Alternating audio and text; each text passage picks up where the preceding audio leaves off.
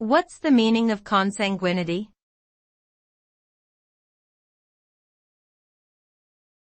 Consanguinity.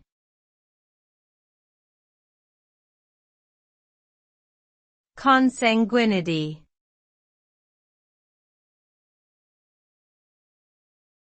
Consanguinity.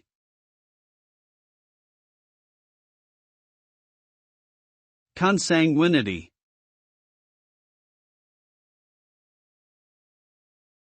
Consanguinity refers to the degree of kinship between two individuals who share common ancestry. It is typically measured by the percentage of genes that are shared between them, and it is often used to describe relationships within families or communities. When individuals are closely related by blood, they are said to have a high degree of consanguinity. This can increase the likelihood of genetic disorders or inherited diseases being passed down through generations.